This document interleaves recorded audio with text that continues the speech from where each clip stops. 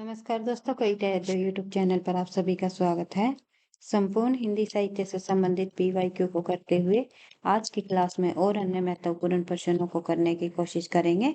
हिंदी साहित्य से जुड़े हुए जितने भी हमारी पिछली परीक्षाओं में पूछे गए हैं, टीजीटी बीजीटी परीक्षा हो या फिर एनटीए नेट की परीक्षा हो, सभी परीक्षाओं के लिए ये क्लास काफी मददगार रहेगी, क्योंकि यहीं से परीक्षाओं में प्रश्न पूछे जाते हैं। इन्हीं तथ्यों में से घुमा फिरा कर प्रश्नों को पूछा जाता है। तो ज्यादा टाइम वेस्ट न करते हुए शुरुआत कर लेते हैं आज की क्लास की, क्योंकि आपको पता ही है, निरंतर अभ्यास ही है सफलता का राज। सफलता का राज है निरंतर अभ्यास। तथ्यों की बार बार रिवीजन से ही आपको जो है प्रश्न याद रह पाएंगे, तथ्य याद रह पाएंगे। तो देखते हैं प्रश्न नंबर 1 हमारा।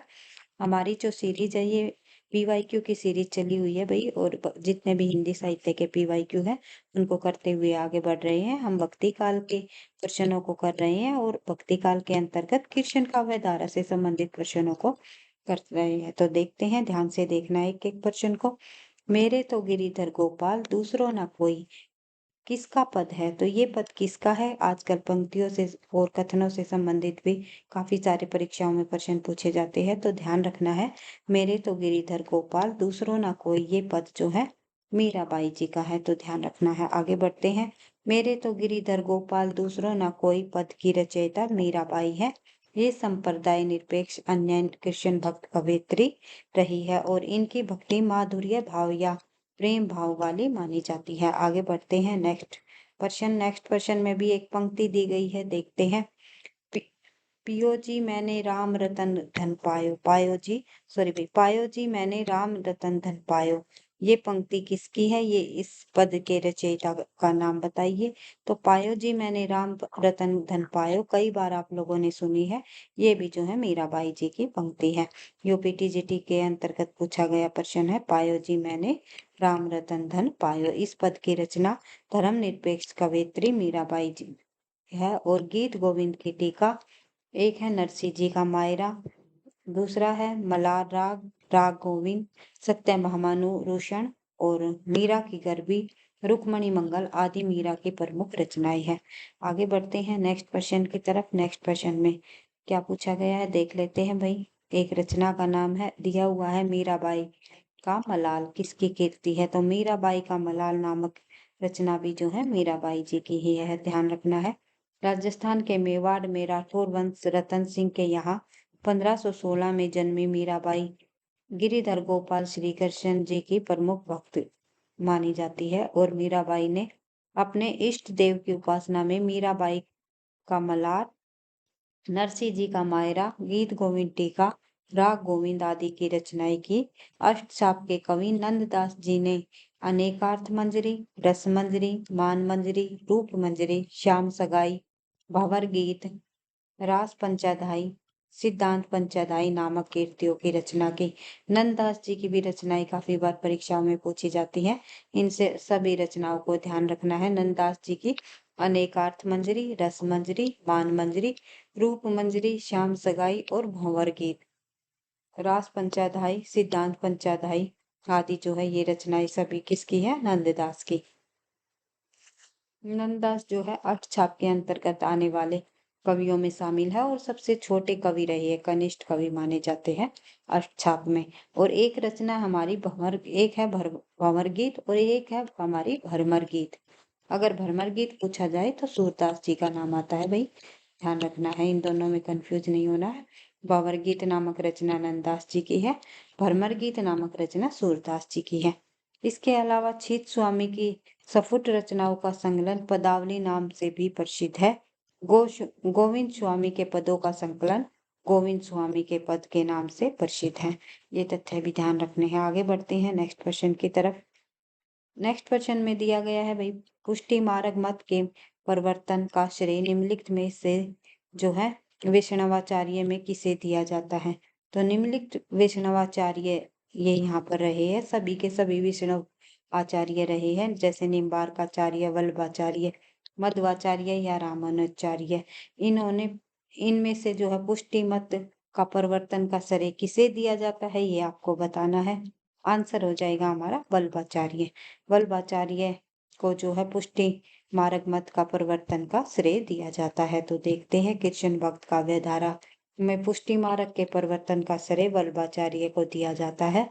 वल्लभाचार्य ने वल्लभ संप्रदाय की स्थापना की। भागवत महापुराण में पुष्टि मार्ग के संदर्भ में कहा है कि पुष्टि की मैं पोषणम, पुष्टि की मैं पोषणम, पोषणम किम तद अनुग्रह भगवत भगवत कृपा। वल्लभाचार्य ने निम्न ग्रंथों की रचना की, जैसे कि पूर्व मीमांसा भाष्य, उत्तर मीमांसा या फिर ब्रह्मसूत्र भाष्य, जिसे अनुष भाष्य नाम से भी जाना जाता है, श्रीमद् भागवत की सूक्ष्म टीका, तत्वदीप निबंध आदि जो है वल्लभाचार्य जी की प्रमुख रचनाएं है, प्रमुख ग्रंथ है। ये भी ध्यान रखने हैं। ये अनुभाष्य कई बार पूछा जाता है परीक्षाओं में। पूर्व मीमांसा भाष्य, उत्तर मीमांसा भाष्य या फिर श्रीमद् भागवत की सूक्ष्म टीका या तत्वदीप निबंध भी इम्पोर्टेंट है भाई। इनकी जो है ग्रंथों को ध्यान रखना है। और इन्होंने जो है शुद्ध अद्वैतवाद का प्रवर्तन भी किया था, तो ये भी ध्यान रखना है। पुष्टि मार्ग मत के साथ साथ जो है इन्होंने शुद्ध अद्वैतवाद को अपनाया था, शुद्ध अद्वैतवाद का दर्शन दिया था, तो ये ध्यान रखना है वल्लभाचार्य जी ने ही। उसके अलावा और निम्बार्काचार्य ने निम्बार्क संप्रदाय की स्थापना की, ये आपको पता है। इसके द्वारा जो है निम्बार्काचार्य जी के प्रमुख जो ग्रंथ है उसमें शामिल है वेदांत पारिजात सौरभ, 10 श्लोकी, श्री कृष्ण राज और जो है प्रश्न कल्पवल्ली। इसके अलावा जो है रामानुजाचार्य जी ने श्री संप्रदाय की स्थापना की है तथा इनका मत विशिष्ट अद्वैतवाद है। वल्लभाचार्य जी का मत जो है शुद्ध अद्वैतवाद है, अद्वैतवाद। और जो है रामानुजाचार्य का जो मत है वो विशिष्ट अद्वैतवाद है। तो ये आपको ध्यान रखना है। ये है वल्लभाचार्य जी का। आगे बढ़ते हैं नेक्स्ट क्वेश्चन की तरफ। नेक्स्ट क्वेश्चन में देखते हैं क्या पूछा गया है। DSSB TGT फीमेल के अंतर्गत आया हुआ प्रश्न है 2021 में। ये ध्यान रखना है। निम्नलिखित में से कौन कृष्ण भक्त शाखा का कवि नहीं है। आसान क्वेश्चन पूछा हुआ है, तो देखते हैं। कबीरदास जो है कृष्ण भक्त शाखा के अंतर्गत नहीं आते। ये निर्गुण काव्य धारा के अंतर्गत जो है संत कवि हुए हैं, संत ज्ञानाश्री शाखा के संत कवि। उसके अलावा जो है नंददास, रसखान और सूरदास, ये तीनों के तीनों जो है कृष्ण भक्त शाखा के कवि माने जाते हैं। आगे बढ़ते हैं। कबीरदास कृष्ण भक्त शाखा के कवि नहीं है। ये संत काव्य धारा के, निर्गुण काव्य धारा के प्रमुख कवि रहे हैं। आचार्य रामचंद्र शुक्ल के अनुसार निर्गुण मार्ग ने निर्दिष्ट प्रवर्तक कबीरदास जी ही थे। डॉक्टर बच्चन ने लिखा कि हिंदी भक्ति काव्य का प्रथम क्रांतिकारी पुरस्कर्ता कबीर है। यानी कि अगर ये कथन पूछ लिया जाए हिंदी भक्ति काव्य का प्रथम क्रांतिकारी पुरस्कर्ता कबीर है, ये कथन किसका है, तो बच्चन सिंह का है। निर्गुण मार्ग के निर्दिष्ट प्रवर्तक कबीरदास जी ही थे, ये कथन पूछा जाए तो रामचंद्र शुक्ल जी का है। ध्यान रखना है। कबीर की वाणी का संग्रह उनके शिष्य धर्मदास जी ने बीजक नाम से 1464 ईस्वी में किया, तो ये भी पॉइंट आपको ध्यान रखना है। बीजक में 3 रचनाएं संकलित थी। कबीरदास जी के 3 ग्रंथ थे। कौन कौन से? साखी, शब्द और जो है रामायणी। तो ये ध्यान रखना है। रामायण, सॉरी भाई। आगे बढ़ते हैं। इनके शिष्य धर्मदास जी जो है बीजक नाम से इन्होंने 1464 ईस्वी में इसे जो है संग्रहित किया, इनकी रचनाओं को बीजक नाम से। इनके ग्रंथों का संग्रह था बीजक। धर्मदास जी ने इसे संकलित किया। और नंददास, सूरदास, रसखान, मीराबाई, ये सभी सगुण काव्य धारा के कृष्ण भक्त शाखा के प्रमुख कवियों में शामिल है। और कृष्ण भक्त शाखा के जितने भी अष्ट छाप के कवि है हमारे, वे भी शामिल होते हैं भाई। अष्ट छाप के कवि जो जिसकी स्थापना 1565 ईस्वी में विठलनाथ जी ने की, जिसमें 4 वल्लभाचार्य जी के शिष्य और 4 विठलनाथ जी के शिष्य शामिल हैं। कुंभन दास, परमानंद दास, सूरदास, उसके अलावा जो है और विठलनाथ जी के भी शिष्य शामिल है। चतुर्भुज दास, चित स्वामी, गोविंद स्वामी, नंददास आदि जो है इसमें शामिल है। आगे बढ़ते हैं। नेक्स्ट क्वेश्चन हमारा, नरसिंह जी का मायरा किसकी रचना है। नरसिंह जी का मायरा नामक जो रचना है ये भी मीराबाई जी की रचना है। आगे बढ़ते हैं। एक सेकेंड भाई। नरसिंह जी का मायरा मीराबाई जी की रचना है। इसका जन्म 1516 ईस्वी में हुआ मीराबाई जी का। और मीराबाई की भाषा राजस्थानी मिश्रित ब्रज भाषा मानी जाती है। इनकी अन्य रचनाएं है गीत गोविंद की टीका, गीत गोविंद की टीका, राग सोरठा, राग गोविंद, मलार राग और रुक्मणी मंगल आदि जो है मीराबाई जी की प्रमुख रचनाएं हैं। नेक्स्ट क्वेश्चन देख लेते हैं। नेक्स्ट प्रश्न में क्या दिया गया है? एक पंक्ति संबंधी प्रश्न है और उसमें जो है इनमें अंतिम पंक्ति का अर्थ पूछा हुआ है, तो देखते हैं, देख लेते हैं भाई। धान को गांव प्यार ते जानो, ज्ञान विषय रस बोरे, सूर सो बहुत कहे न रहे रस, गुलर को फल फोरे। तो ये इन पंक्तियों में जो है अंतिम पंक्ति का अर्थ पूछा गया है भाई, गुलर को फल फोरे। इन पंक्तियों का अर्थ पूछा गया है। तो गुलर में रस नहीं है, ये नहीं है भाई। गुलर का फल रूखा है, गुलर का फल खट्टा है, ये भी नहीं है। ढकी छिपी बात बोलने से कही गई बात का आनंद समाप्त हो जाता है। तो ये हमारा अर्थ हो जाएगा इस पंक्तियों का, तो ध्यान रखना है। आगे बढ़ते हैं, इससे संबंधित कुछ तथ्य देखते हैं। तो उपयुक्त काव्यांश के अंतिम पंक्ति का ढकी छिपी बात बोलने से कही गई बात का आनंद समाप्त हो जाता है। गुलर का रंग फुरे, तो इन पंक्तियों का अर्थ यहाँ पर बताया गया है। यह पद आचार्य रामचंद्र शुक्ल द्वारा संपादित भ्रमर गीत सार में संकलित है। भ्रमर गीत सार महाकवि सूरदास के पदों का संग्रह है, जिसे शुक्ल जी ने सूर सागर के भ्रमर गीत से लगभग 400 पदों को छांटकर उनके भ्रमर गीत सार के रूप में प्रकाशित कराया था। आगे बढ़ते हैं, नेक्स्ट क्वेश्चन हम देखते हैं। मीरा की कविता के संबंध में अनुपयुक्त है। मीरा की कविता के संबंध में इनमें से अनुयुक्त कौन सा है, ये हमें देख लेना है। कौन सा कथन असत्य है मीरा की कविता के संबंध में?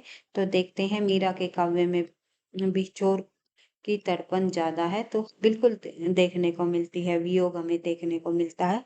बिछड़ने की तड़पन जो है अधिक देखने को मिलती है मीरा की कविताओं में।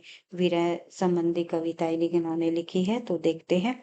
मीरा का प्रेम परिवार से निरंतर तिरस्कार पाता है, बिल्कुल ये पॉइंट भी हमारा सही है। मीरा के काव्य में रहस्यानुभूति का रंग है, तो ये पॉइंट भी हमारा सही है। रहस्यानुभूति का रंग हमें देखने को मिलता है। मीरा का विद्रोह साध्य है, साधन नहीं है, तो ये हमारा जो है गलत हो जाएगा, ये अनुपयुक्त हो जाएगा। अर्थात ये कथन हमारा यहाँ पर गलत दिया गया है। मीरा का जो विद्रोह है वो साध्य है, साधन नहीं है। मीरा के संबंध में मीरा का विद्रोह साध्य है, साधन नहीं है, अनुपयुक्त कथन है। शेष कथन मीरा के काव्य के संदर्भ में सत्य है। डॉक्टर शिव कुमार शर्मा मीरा के काव्य के संदर्भ में लिखते हैं कि मीरा का काव्य आंसुओं के जल से सिक्त पल्लवित एवं पुष्पित प्रेम बल के मनोहारी सुगंध से सुवासित है। यानी कि ये कथन भी पूछा जाए तो शिव कुमार शर्मा जी का है। मीरा के काव्य के संबंध में उन्होंने लिखा है। मीरा की कविता का विषय उनकी आत्मानुभूति और जीवनानुभव है। उनकी आत्मा उनके आराध्य गिरिधर नागर के विविध अनुभवों से विकसित और समर्थ है। प्रेम ही उनके जीवन और भक्ति का सर्वोत्तम सार है। इस प्रेम की प्रेरणा मीरा स्वयं है। उनका एकमात्र संकट कृष्ण से विद्रोह है। इस प्रकार गोविंद गुणगान ही मीरा की कविता का विषय है। मीराबाई ने श्री कृष्ण की उपासना प्रियतम या पति के रूप में की है। मीरा के लिए उनकी यानी कृष्ण भक्ति साधन है और साध्य दोनों है, तो ये आपको ध्यान रखना है। मात्र साध्य मात्र नहीं है, साधन मात्र नहीं है, दोनों है, तो ध्यान रखना है। साधन और साध्य दोनों है। मीरा का विद्रोह कबीर के विद्रोह की तरह साधन है, साध्य नहीं। और मीरा का जो साध्य ऐसे भाव की प्राप्ति है जो समस्त दुविधाओं और भेदों से ऊपर उठा हुआ है। आगे बढ़ते हैं, नेक्स्ट क्वेश्चन की तरफ देख बढ़ते हैं। नेक्स्ट क्वेश्चन में पद दिया गया है, देख लेते हैं भाई। या ब्रज में कुछ देखो री टोना, पद में प्रयुक्त पंक्तियां ले लिहुरी कोई श्याम सलोना के माध्यम से संकेतिक है। तो आवाज लगाकर दही बेचना, गुजरिया की विक्रय कुशलता, प्रेमा वेग में वर्तमान का विस्मरण, विरह पीड़ा में कृष्ण को बेचने का भाव। तो आंसर हो जाएगा हमारा प्रेमावेग में वर्तमान का विस्मरण। तो ये आपको ध्यान रखना है। इन पंक्तियों के माध्यम से, पद में प्रयुक्त पंक्तियों के माध्यम से प्रेम वेग में वर्तमान का विस्मरण संकेतिक है। अन्य तीनों विकल्प हमारे गलत है। इस पद में मीरा ब्रज की गोपियों का कृष्ण प्रेम दर्शा रही है और मीरा कहती है, लगता है किसी ने उनके ऊपर टोना कर दिया। वह दही बेचने घर से निकलती है, किंतु आगे जाने पर जब राह में शाम मिल जाती है तो वह सुध बुध खो बैठती है। दही की जगह श्याम सलोना ही लोगों को बेचने लगती है। गिरिधर के प्रेम में वह पूरी तरह से खो गई है। मीरा की कविता में प्रेम की गंभीर अभिव्यंजना है, उनमें विरह की वेदना है तो मिलन का उल्लास भी। उनकी कविता में सादगी व सरलता है। इन्होंने मुक्तज्ञ पदों की रचना की है। रैदास को मीरा का गुरु माना है, तो रैदास जो है मीरा के गुरु है। ये माधुर्य भाव की कवित्री है। इन्होंने कृष्ण का स्मरण गिरिधर नागर के रूप में किया है। सुमित्रानंदन पंत ने मीरा को राजपुताने की मरुस्थल की मंदाकिनी भी कहा है। तो ये पॉइंट भी हमारा नया है, इम्पोर्टेंट पॉइंट है, ध्यान रखना है। सुमित्रानंदन पंत ने मीरा के बारे में क्या कहा है? राजपुताने की मरुस्थल की मंदाकिनी। किसने कहा है मीरा को राजपुताने की मरुस्थल की मंदाकिनी? सुमित्रानंदन पंत ने। ध्यान रखना है। आगे बढ़ते हैं। नेक्स्ट क्वेश्चन हम देखते हैं। जोगी मत जा, मत जा, मत जा, जोगी मत जा, मत जा, मत जा। पंक्ति में जोगी से मीरा का अभिप्राय क्या है? तो इन पंक्तियों में जोगी से मीरा का अभिप्राय जो है श्री कृष्ण से है। श्री कृष्ण जी को संबोधित करते हुए ये कहती है, जोगी मत जा, मत जा, मत जा। उपयुक्त पंक्तियों में जोगी मीरा का अभिप्राय श्री कृष्ण है।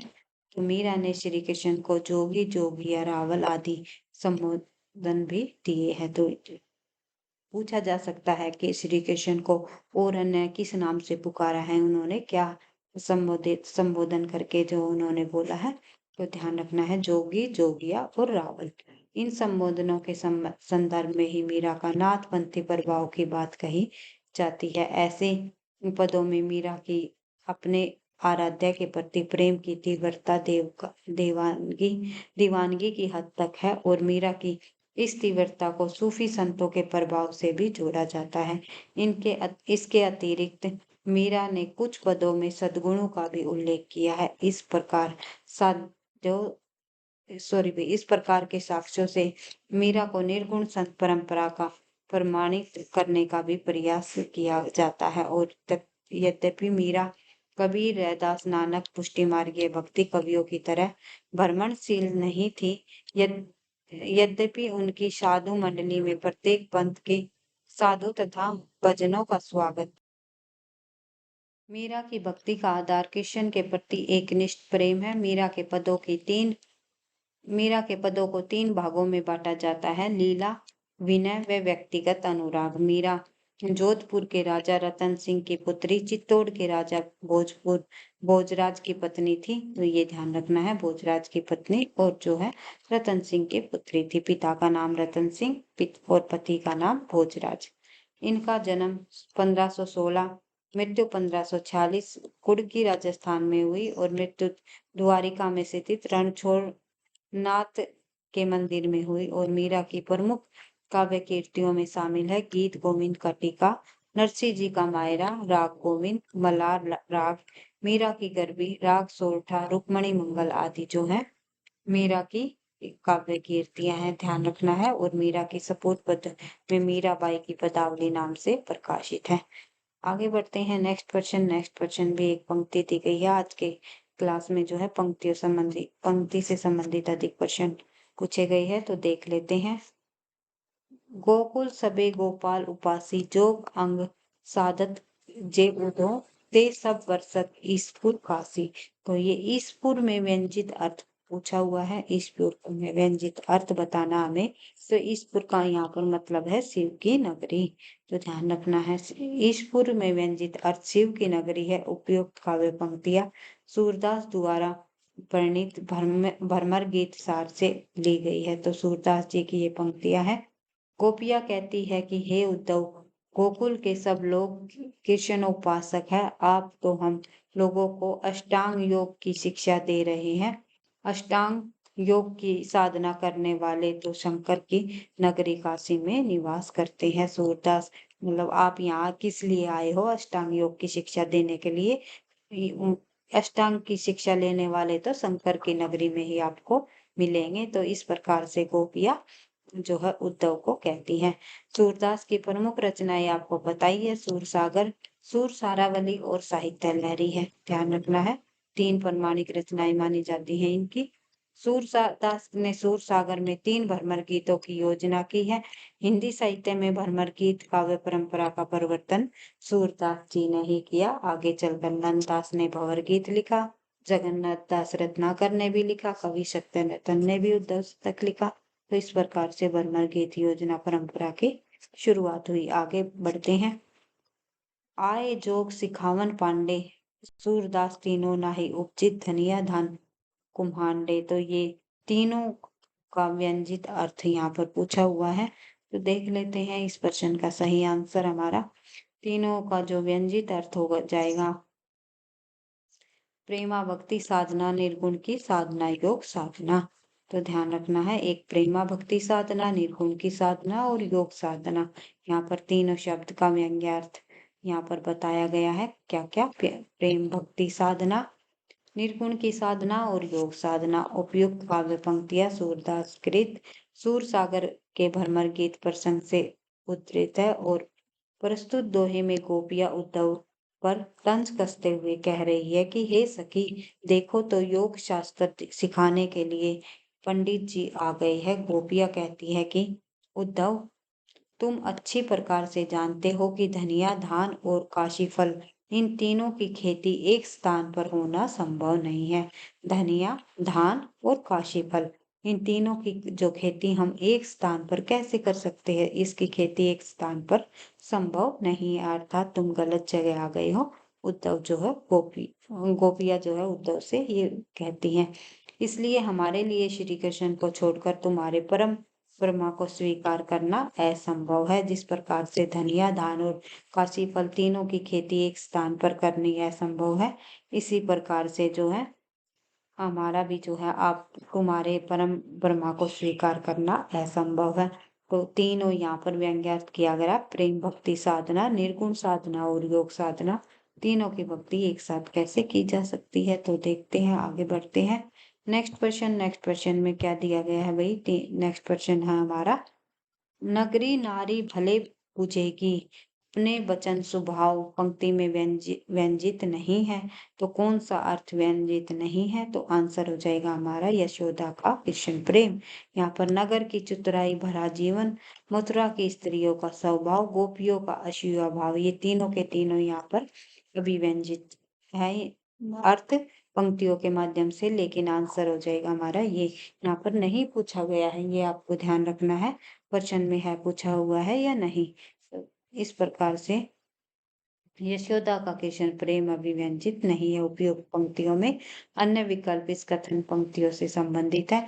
सूरदास जी द्वारा रचित 25 ग्रंथ बताए जाते हैं, जिसमें 3 ही उपलब्ध माने जो निम्नलिखित है, जैसे कि सूर सागर मैंने आपको बताया था, सूर सारावली और साहित्य लहरी। सूर सागर में 4936 पद है, 12 स्कंद है। हिंदी साहित्य में भ्रमर गीत काव्य परंपरा का प्रवर्तन भी सूरदास जी ने किया। साहित्य लहरी 1550 ईस्वी में अलंकार और नायिका भेदों के उदाहरण प्रस्तुत इसमें किए गए हैं साहित्य लहरी में।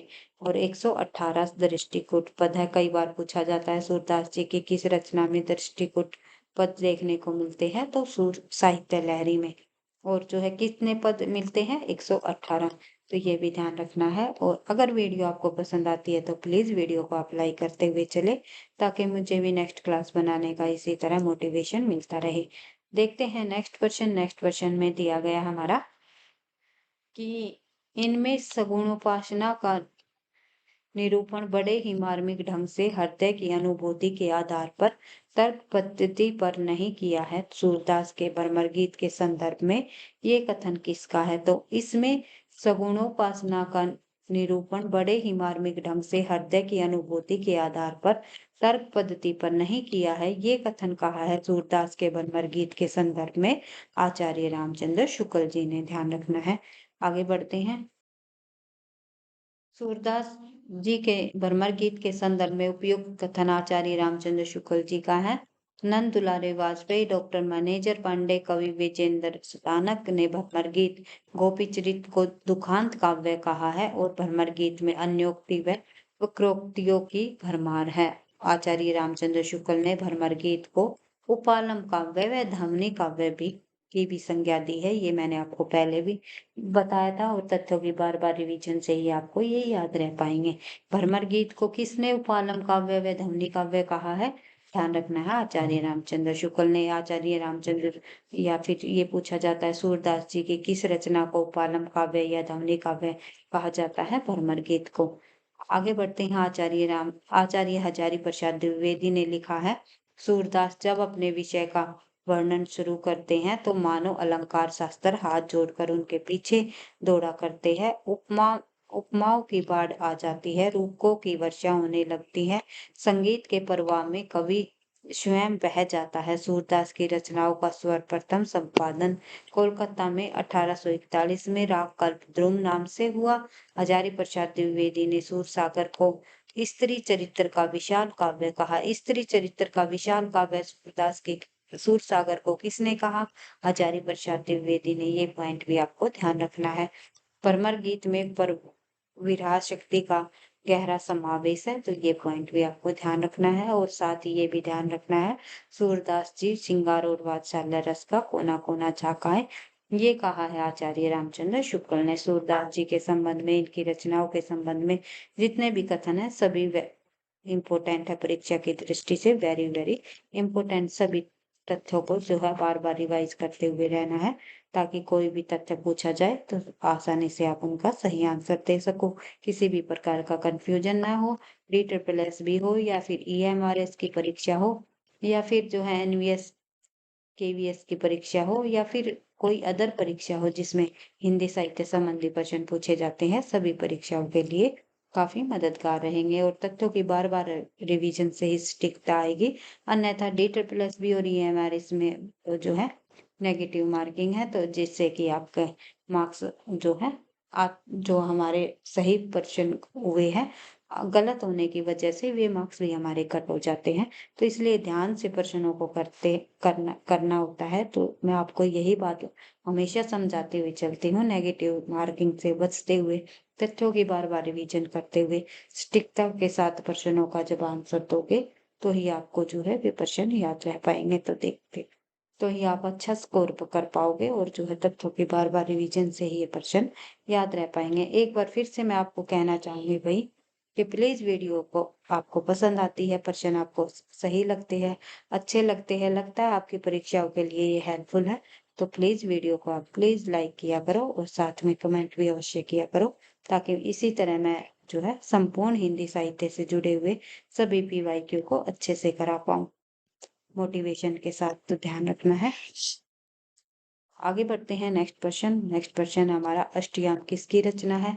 अष्टयाम नामक जो रचना है इनमें से किसकी है? तो वैसे तो कई लेखकों द्वारा लिखी गई है अष्टयाम, नाभादास जी द्वारा भी लिखी गई है, रसखान की भी है, देव कवि की भी है, लेकिन यहाँ ऑप्शन के आधार पर हम जब देखेंगे तो नाभादास आंसर हो जाएगा। DSSS PGT हिंदी में पूछा गया प्रश्न है ना। अष्टयाम भक्ति काल के कवियों में स्वामी अगरदास के शिष्य नाभादास की रचना है। इनकी जो कीर्ति है, भक्तमाल, अष्टयाम व राम भक्ति संबंधी सपूत पद है। भक्तमाल में लगभग 200 भक्तों का चित्रगान किया गया है और अष्टयाम ब्रज भाषा गद्य व पद दोनों में पृथक पृथक उपलब्ध है। तो ध्यान रखना है ये पॉइंट आपको। ये पूछा जाता है भक्तमाल में कि जो क्या है, कितने जो भक्तों का गुणगान है, तो 200 भक्तों का चित्रगान या गुणगान किया गया है। तो देखते हैं। नेक्स्ट क्वेश्चन हमारा, नंददास की किस कीर्ति पर मुग्ध होकर उन्हें जड़िया की उपाधि दी गई? तो नंददास जी की किस कीर्ति पर मुग्ध होकर जड़िया की उपाधि दी गई? और कवि गड़िया नंददास जड़िया। तो ये कहा गया है नंददास जी के संबंध में। देखते हैं किस रचना के संबंध में रासपंचाध्यायी पर मुग्ध होकर जड़िया की उपाधि दी गई? अष्टछाप के कवियों में शामिल है नंददास। रासपंचाध्यायी के पर मुग्ध होकर नंददास को जड़िया की उपाधि दी गई। नंददास ब्रजभाषा के कृष्ण भक्त कवि रहे हैं। वे अष्टछाप पुष्टि मार्ग के 8 कवियों में एक है। ये गोस्वामी विठलनाथ जी के शिष्य है। रचनाएं है रास पंचाध्यायी, सिद्धांत पंचाध्यायी, अनेकार्थ मंजरी, रूप मंजरी, रस मंजरी, भंवर गीत, रुक्मणी मंगल, सुदामा चरित आदि जो है नंददास जी की प्रमुख रचनाएं हैं। इसके अलावा नंददास और सूरदास में सूरदास की नायिकाएं भावुक है, जबकि नंददास की नायिकाएं जो है तर्कशील व चालाक है। तो ये ध्यान रखना है, तर्कशील और जो है चालाक नायिका किसकी है? नंददास जी की। और भावुक और भोली भाली नायिका किसकी है? सूरदास जी की। पद्मावली ग्रंथ के रचयिता कौन है? विद्यापति। ये आपको पता ही है और मैथिली भाषा में लिखी है। विद्यापति ने पद्मावली की रचना, पदावली है भाई, सॉरी माफी चाहूंगी। आगे बढ़ते हैं। नेक्स्ट क्वेश्चन हमारा, साहित्य लहरी के रचयिता कौन है? साहित्य लहरी नामक जो रचना है सूरदास जी की है। आप लोगों ने देख ली है, जिसमें दृष्टिकूट पदों की संख्या कितनी है ये आप लोगों को बताइए। सूरदास की साहित्य लहरी में दृष्टिगत पदों की संख्या 118 है। इसी ग्रंथ में सूर की वंश परंपरा का परिचय भी मिलता है। सूर अकबर के दरबार के कवि है और रामदास के पुत्र चंद्रबरदाई के वंशज ब्रहा भट्ट भी है। और इसके आगे बढ़ते हैं तो 25 ग्रंथ बताए जाते हैं, जिसमें 7 उपलब्ध है। 3 प्रमुख ग्रंथ बताए गए हैं सूरदास जी के, सूर सागर साहित्य लहरी और सूर सारावली। इसके अलावा राधा रसकेली, सूर रामायण, सूर पच्चीसी, सूर साखी, ये ग्रंथ भी जो है सूरदास जी के हैं। इनको भी ध्यान रखना है। आगे बढ़ते हैं। सूरदास जी की मृत्यु पर विठलनाथ ने कहा है, पुष्टि मार्ग को जहाज जात है, जो जाको कछु लेने हो सो ले लो। तो ये पंक्ति भी काफी बार पूछी जाती है, पुष्टि मार्ग को जहाज जात है। किसकी पंक्ति है? अगर ये पूछा जाए है किसकी पंक्ति है तो विठलनाथ दास की है। अगर ये पूछा जाए किसके संबंध में कही है विठलनाथ ने ये पंक्ति, तो सूरदास जी की मृत्यु पर इन्होंने ये कहा है। उसके अलावा आगे बढ़ते हैं नेक्स्ट क्वेश्चन की तरफ। नेक्स्ट क्वेश्चन दिया गया है, आचार्य रामचंद्र शुक्ल ने क्या लिखा है सूरदास के संबंध में? ये भाई नेक्स्ट पॉइंट हमारा क्वेश्चन नहीं, नेक्स्ट पॉइंट कथन है हमारा, एक कथन है जो कि हमें रिवाइज करना है। सूर की बड़ी भारी विशेषता है नवीन प्रसंगों की उद्भावना। प्रसंग भावना करने वाले ऐसे प्रतिभा हम तुलसीदास में नहीं पाते, यानी तुलसीदास से श्रेष्ठ माने हैं प्रसंग उद्भावना के संदर्भ में सूरदास जी को। किसने? आचार्य रामचंद्र शुक्ल ने। तो ध्यान रखना है। आगे बढ़ते हैं। नेक्स्ट क्वेश्चन भी हमारा एक पंक्ति दी गई है, दोहा दिया गया है यहाँ पर। शुक्ल के अनुसार उपयुक्त दोहे में प्रमाणित होता है कि, यानी कि शुक्ल के अनुसार पूछा गया है, तो देखते हैं। तोरी माननी ते यो फोरी मोहनी मान, प्रेम देव की छवि ही लखे भय मिया रस खान। तो आचार्य रामचंद्र शुक्ल के अनुसार उपयुक्त दोहे में प्रमाणित होता है कि रस खान किसी स्त्री पर आसक्त थे, या स्त्री मानवती और रस खान का अनादर करती थी, या फिर जो है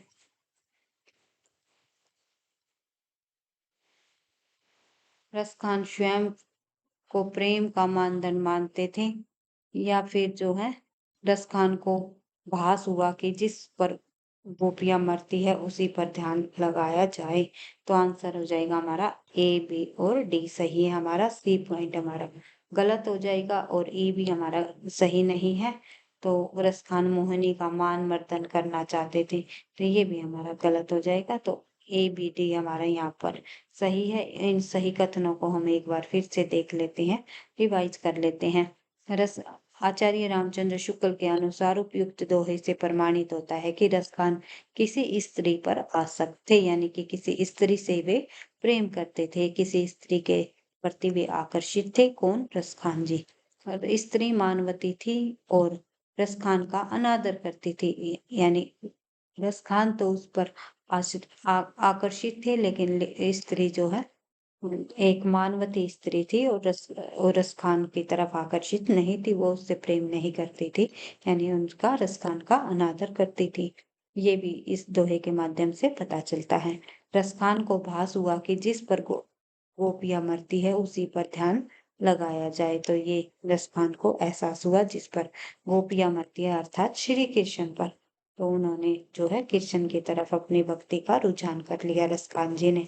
ये भी इस दोहे के माध्यम से हमें पता चलता है। आगे बढ़ते हैं, देखते हैं रसखान का पूरा नाम सैयद इब्राहिम। काफी बार परीक्षाओं में पूछा जाता है, इंपॉर्टेंट क्वेश्चन है। कृष्ण भक्ति के लिए कवि सवैया पद्धति को अपनाने वाले प्रथम कवि थे। कौन? रसखान। कृष्ण सवैया पद्धति को अपनाने वाले प्रथम कवि कौन माने जाते हैं? तो रसखान का नाम आता है। इनकी रचनाएं, रसखान जी की प्रमुख रचनाएं है जैसे कि सुजान रसखान, दान लीला, अष्टयाम प्रेम वाटिका। तुलसीदास जी ने अपना रामचरितमानस और प्रथम रसखान जी को सुनाया। ये पॉइंट भी आपको ध्यान रखना है कि तुलसीदास ने जो है अपनी वो रामचरितमानस किसे सुनाया? तो रसखान जी को सुनाया। ये पॉइंट भी आपको ध्यान रखना है। नेक्स्ट क्वेश्चन देखते हैं। नेक्स्ट क्वेश्चन में पूछा गया है प्रेम वाटिका किसकी काव्य कीर्ति है? तो प्रेम वाटिका निम्नलिखित में से किसकी काव्य कीर्ति है? प्रेम वाटिका जो है रसखान जी की ही काव्य कीर्ति है। तो देखते हैं, प्रेम वाटिका रसखान की काव्य कीर्ति है।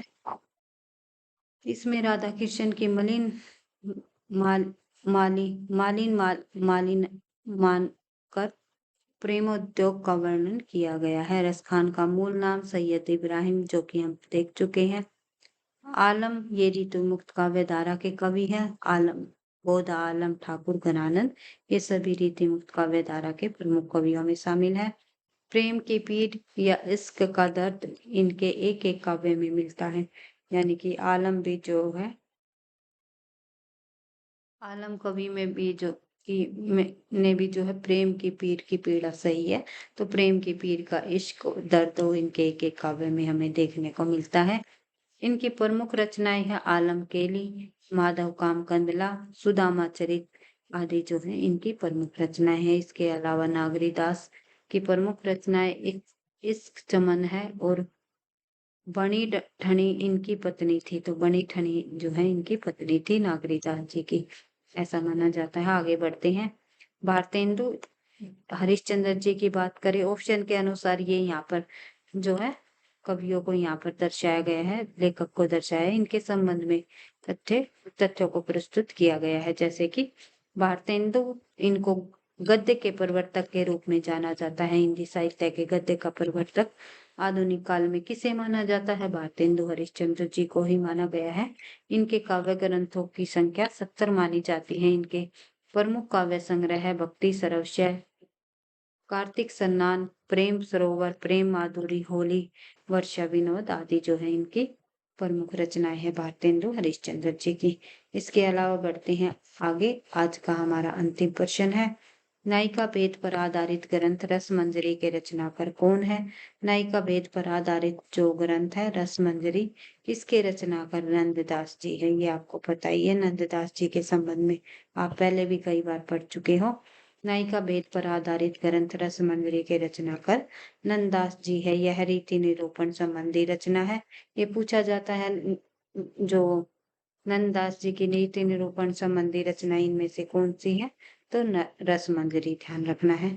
इनमें नायिका भेद का वर्णन किया गया है। शव किया पर किया नायिका के भेदों के साथ 9 प्रकार की नायिकाओं का वर्णन इसमें प्रस्तुत किया गया है। इनकी अन्य रचना इस प्रकार है। नंददास जी की और अन्य रचनाओं की बात करें तो रास पंचाध्यायी, सिद्धांत पंचाध्यायी, रूप मंजरी, विरह मंजरी, भंवर गीत जो है नंददास जी की अन्य रचनाएं हैं। कई बार परीक्षाओं में रास पंचाध्यायी कई बार पूछी गई रचना है, तो ध्यान रखना है। उसके अलावा सिद्धांत पंचाध्यायी, रूप मंजरी, वीरा मंजरी और भंवर गीत की रचना को भी ध्यान रखना है। ये रचना किसकी है? नंददास जी की है। आज की क्लास में केवल इतने ही प्रश्नों को करेंगे और अन्य प्रश्नों को हम नेक्स्ट क्लास में करने की कोशिश करेंगे। तो वीडियो पसंद आई तो लाइक करना, दोस्तों के साथ शेयर करना, चैनल पर पहली बार हो तो सब्सक्राइब कर लेना ताकि नोटिफिकेशन आपको समय पर मिलता रहे। पढ़ते रहना, आगे बढ़ते रहना। थैंक यू, धन्यवाद। मिलते हैं नेक्स्ट क्लास में और अन्य महत्वपूर्ण प्रश्नों के साथ।